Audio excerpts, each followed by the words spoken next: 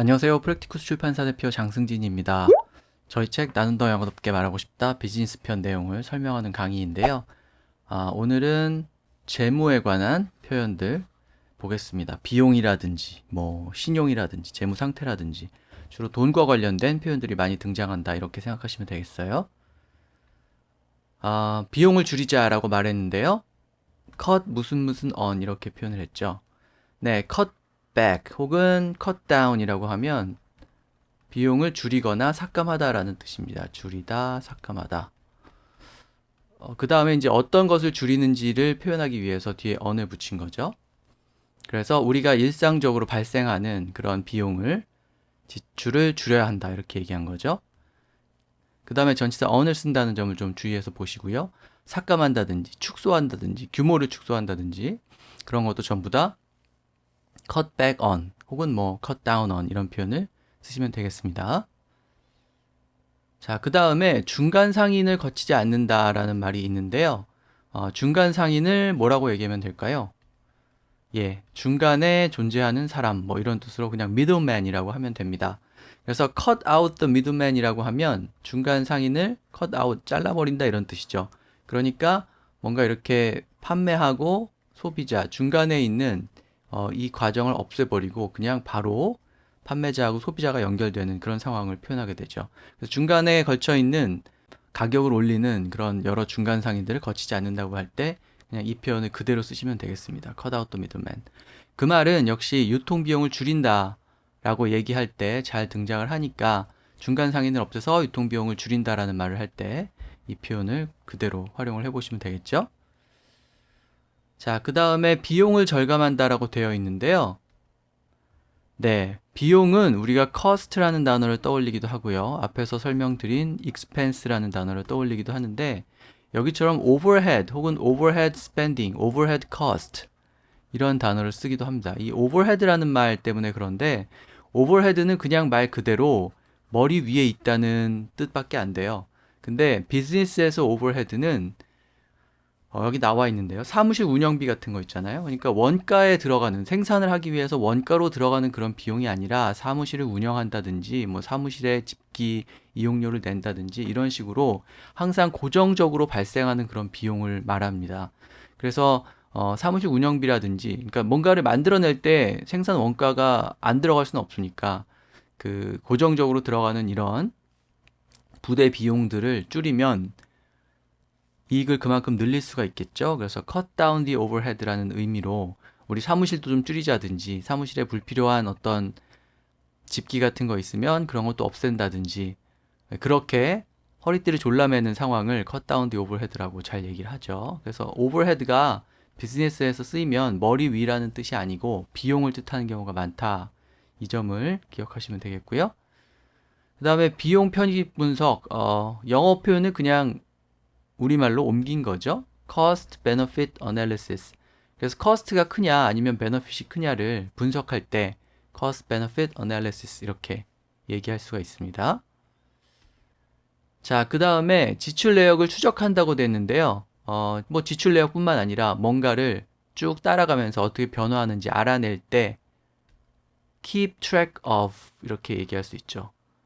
그래서 우리의 스펜딩이 어떻게 진행되었는지를 꼼꼼히 한번 따져볼 때 따져보는 걸 뭐라고 표현하면 좋을까? 좀 막막하시다면은 그것의 지출의 트랙을 자취를 쫓아간다. 이렇게 keep track of라고 한번 표현을 해보시면 될 것 같습니다. 자, 그 다음에 어떤 비용을 소진시킨다. 저는 이렇게 여기서 표현을 했는데 우리가 갉아먹는다라는 말도 많이 하죠. 갉아먹는다.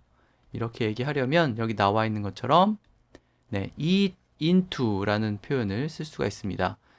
다른 방송에서 여러 번 설명을 드렸는데요. 예를 들어서 이렇게 열매가 있으면 이걸 이렇게 벌레가 파먹어 들어가는 모양을 생각을 하면 되죠.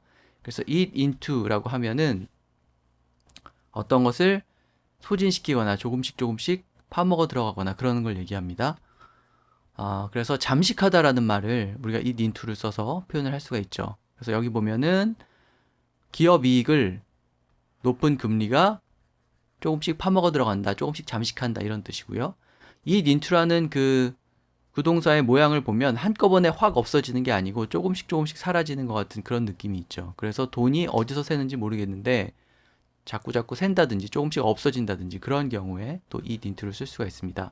그래서 불필요한 비용이 우리의 예산을 갉아먹는다라고 얘기한 거죠. 자, 그 다음에는 환급받는다는 말을 하고 있는데요. 환급에 해당하는 한 단어를 쓴다면 네, 여기 나와 있는 이 reimburse라는 단어를 떠올리시면 됩니다. 이 단어를 분석을 해보면 re는 다시라는 뜻이고요. im은 넣어준다, in의 의미고요. 그 다음에 여기 나와 있는 이 burse, burse는 purse, purse라는 단어가 있죠. 주로 여성용 가방 같은 걸 말하는데 우리가 보통 핸드백이라고 부르는 그런 가방을 얘기하지만 가방 안에 다시 넣어준다 이런 뜻이죠. 그래서 돈을 다시 넣어주는 것을 reimburse라고 얘기합니다. 그래서 여기 뭐 기업에서 이런 얘기 많이 하죠. 회계팀에 영수증을 제출하면은 리시트를 제출하면은 환급을 받을 수 있다. 돌려준다. 그런 얘기고요. 그 다음에 돌려받는다라고 할 때 돈을 돌려받는 경우에 그러니까 일단은 내 돈으로 내고 그 다음에 이게 그 공적인 지출이니까 나중에 돌려받는다 이런 식의 얘기를 할 때 reimburse라는 단어를 쓰시면 되겠습니다. 자, 그 다음에 비용 처리한다라는 말 우리가 굉장히 많이 쓰는데요. 네, 여러 가지 방법이 있겠습니다만 이렇게 expense 자체를 그 비용을 뜻하는 expense 자체를 동사로 쓸 수도 있습니다. 그래서 expense office supplies to your company account. 그러니까 사무실에서 쓴 어떤 용품, 사무용품, 문구라든지 이런 것들을 비용 처리할 수 있다라고 얘기하는 거죠. 여기처럼 claim as a business expense 이런 식으로 expense를 명사로 써서 표현을 해도 됩니다. 이런 쓰임도 굉장히 익숙하실 텐데 그렇게 해도 되지만 그냥 expense 자체를 동사로 활용할 수도 있으니까 이렇게 말을 해도 되겠죠? 여기 보면 deduct라는 말이 나오는데요. 여기 이제 claim은 청구하다 정도 뜻이고요. 그러니까 비용으로 청구한다는 말이고 여기 나오는 deduct는 세금에서 많이 나오는데 공제하다라는 뜻이죠. 이만큼에서 일부를 떼내는 경우에 그것을 공제하다라고 하는데 claim과 함께 deduct를 써서 비용 처리를 하다, 비용으로 청구하다라는 의미를 전달할 수가 있죠. 자, 그 다음에 비용을 아끼다라고 할 때 네, spare라는 동사를 쓰면 비용을 아끼다라는 의미가 돼요. 우리가 뭐 스페어 타이어 네, 이렇게 말할 때 그때 등장하는 스페어인데 이 스페어 다음에 여기 나와 있는 것처럼 비용이라든지 혹은 뭐 노력, effort죠. 이런 것에 해당하는 단어를 쓰면 그것을 아끼다라는 뜻이 돼요. 아끼다. 근데 이제 여기 no가 붙었으니까 아끼지 않는다라는 의미가 되죠. 그래서 spare no expense, spare no efforts 이렇게 얘기하면 노력을 아끼지 않는다, 비용을 아끼지 않는다 이런 의미가 되죠. 그래서 열심히 할 거라든지 최선을 다할 거라든지 뭐 이런 그런 류의 말을 할 때 spare 다음에 no를 쓰고 뭐 비용이라든지 노력에 해당하는 그런 단어를 써서 의미를 전달할 수가 있습니다. 그 다음에 신용 상태가 좋다라고 할 때 어떤 형용사를 쓰는지 보시면요. 네, sound라는 단어가 잘 등장하죠. sound credit. 한마디로 뭐 건전하다 이런 뜻이에요. 신용도가 건전하다 이런 의미로 sound credit이라고 얘기를 한 겁니다. 그래서 여기 보면은 신용 등급이 좋다, 신용 등급이 높다라는 말을 할 때도 크레딧 레이팅이 하이하다라고 말할 수도 있겠지만 그냥 사운드 크레딧을 지니고 있다 이런 식으로 얘기할 수도 있죠. 재무 상태가 양호하다라고 할 때 잘 등장하는 단어고요. 그 다음에 장부를 조작한다는 말이 있는데 회계 부정 혹은 뭐 분식회계 이런 걸 말할 때 잘 등장하는 단어죠.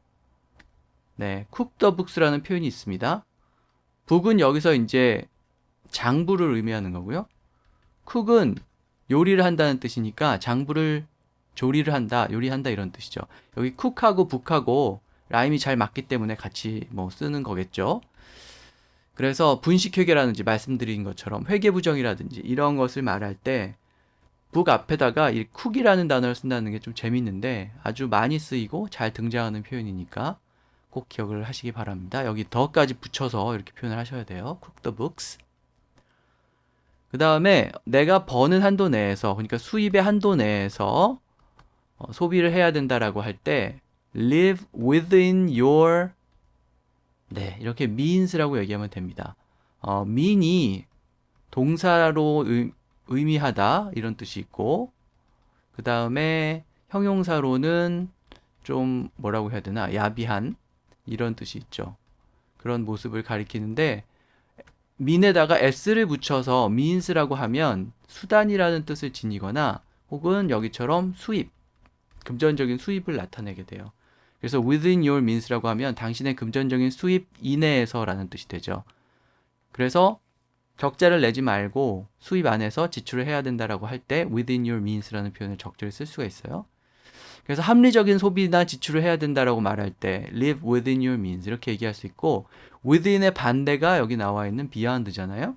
그래서 자기의 수입을 벗어나는 지출을 한다라고 말할 때는 beyond the means, beyond your means 이런 식으로 표현할 수가 있어요. 그래서 여기서 보면은 아이들을 외국에서 공부시키는 것은 보통 사람들한테는 감당할 수 없는 지출이다 이렇게 얘기를 한 거죠. within your means, beyond your means 두 가지를 같이 기억해 두시면 될 것 같고요. 그 다음에 꼼꼼히 점검해 보자, 이 계정을 잘 들여다보자 라고 할 때, 네, 아주 익숙한 표현이죠. due diligence, 보통 실사라는 뜻으로 잘 쓰여요. 그래서 우리나라 사람들은 DD라고 줄여서 말하기도 하는데, 뭔가를 꼼꼼하게 들여다보고 말 그대로 점검하고 사찰을 하고 실사를 하고 그러는 경우에 due diligence라는 표현을 쓸 수 있죠. 꼭 뭐 감사가 떠가지고 실사를 한다 이런 어떤 의미보다도, 그런 의미로도 물론 쓰이지만 비즈니스에서 뭔가를 이렇게 꼼꼼하게 들여다보고 점검해 본다라고 할 때, 특히 이제 파이낸셜한 면을 그렇게 본다고 할 때 잘 쓸 수 있는 표현입니다. 그 다음에 수표가 부도난 경우에는 수표는 체크고요. 수표가 다시 bounce. bounce는 이렇게 벽이 있으면 공 같은 게 부딪혔다가 이렇게 튀어나오는 거죠. 수표가 다시 튀어나왔다 이런 식으로 얘기를 합니다. 그래서 처리가 되지 않고 은행에서 수표를 부도수표라고 튕겨냈다. 뭐 그런 의미라고 생각하면 되죠. 그래서 bounced를 쓰시면 되고요. 그 다음에 돈을 갚지 못한다. 채무 불이행은 다른 단어도 있습니다만 여기서는 네, delinquent라는 단어를 소개하고 있습니다. delinquent는 좀 복잡해 보이는 단어인데 의무 같은 것을 제대로 이행하지 못할 때 쓰는 단어예요. 그래서 delinquent borrower라고 하면은 돈을 빌렸는데 빌린 돈을 제대로 갚지 못하는 그런 채무자를 의미하게 되겠죠. 그래서 채무 불이행을 얘기하거나 그 다음에 체납을 얘기할 때 delinquent라는 단어 쓸 수 있는데, 이 delinquent의 명사형이 delinquency예요. 그래서 loan delinquency ratio라고 하면은 채무 불이행률이 되겠죠. 그 다음에 delinquent는 뭐 금전적인 약속을 잘 지키지 못한다는 그런 뜻으로 주로 어떤 기관과의 약속이죠. 쓰이기 때문에 세금 체납을 얘기할 수도 있습니다. 그래서 여기 보면은 체납된 세금에 대한 컬렉션은 추심이죠. 돈을 이렇게 달라고 청구하는 거, 그것을 컬렉션이라고 합니다. 그것을 늘릴, 증가시킬 예정이다 이렇게 얘기한 겁니다. 자, 그 다음에 금전적으로 쪼들리는 상황을 얘기할 때 쓸 수 있는 표현인데요. 일단 financial strain이라는 표현이 있습니다. 이 strain이라는 단어는 내가 발목을 뼈다라고 할 때 I strained my ankle 이런 표현 보셨을 것 같은데요. ankle이 발목이죠. 이 표현에서 보듯이 갑자기 발목을 삐려면 갑자기 좀 이렇게 비정상적인 압박이나 압력 같은 게 발목에 가해질 때 발목이 접질리게 되잖아요. 그래서 감당하기 어려운 순간적인 어떤 프레셔 같은 것이 가해지는 것을 strain이라고 얘기합니다. 그래서 financial strain이면 금전적으로, 재정적으로 갑자기 압박이 가해지는 것, 돈이 쪼들리는 상황을 의미하게 되죠. 그래서 경제적인 어려움, 재무적인 어려움인 거죠. 그것을 financial strain이라고 이렇게 표현을 할 수가 있습니다. 그 다음에 비슷한 의미인데요. 현금이 부족하다라고 할 때 무엇 무엇 for cash 이렇게 말할 수가 있는데 이때 잘 등장하는 단어가 strap이에요. strap은 우리가 뭐 strap이라는 외래어도 잘 쓰는데 뭔가를 묶을 때 쓰거나 뭐 묶는 줄을 의미하거나 그러죠. 그래서 돈 때문에 말하자면 묶여 있다 이런 의미라고 생각하시면 됩니다. 그래서 보통 비동사 다음에 strap을 쓰고 그 다음에 strapped를 쓰고요. 그 다음에 for cash 이런 식으로 잘 쓰는데 be strapped for cash라고 해도 되지만 좀 줄여서 그냥 cash strapped 이렇게 표현할 수도 있어요. 그래서 the company is strapped for cash라고 하거나 the company is cash strapped 이렇게 얘기하면 현금 때문에 쪼달리는 상황, 현금이 부족한 상황을 의미하게 되죠. 네, 그 다음에 마지막 문장인데요. 재정 지출이라고 했는데 네, 여기 이렇게 fiscally라는 단어가 나오죠. 우리가 돈과 관련해서 비슷하게 생긴 단어를 두 개를 접하게 되는데 financial이라는 단어가 있고 그 다음에 fiscal이라는 단어가 있어요. 근데 이 financial이라는 단어는 보통 이제 금융이라든지 일반적인 재무와 관련된 단어로 쓰이고 fiscal은 정부의 지출과 관련된 단어로 쓰입니다. 그래서 정부와 관련된 돈이다. 그러면 그것을 이제 fiscal이라고 표현을 하는데, 근데 미국 영어에서는 이 fiscal이라는 단어를 financial의 의미로 쓰는 경우가 꽤 돼요. financial. 그래서 그냥 일반적으로 꼭 정부가 아니더라도 돈과 관련된 그런 내용을 말할 때 fiscal 혹은 fiscally라는 단어가 등장을 하니까 그냥 두 가지 뜻으로 다 알아두시면 될 것 같습니다. 근데 원칙적으로는 정부 돈을 얘기할 때 등장하는 단어다 이렇게 생각하시면 될 것 같아요. 네, 그래서 오늘 주로 이제 재무와 관련된 챕터를 바꿔서 재무와 관련된 얘기 해봤고요.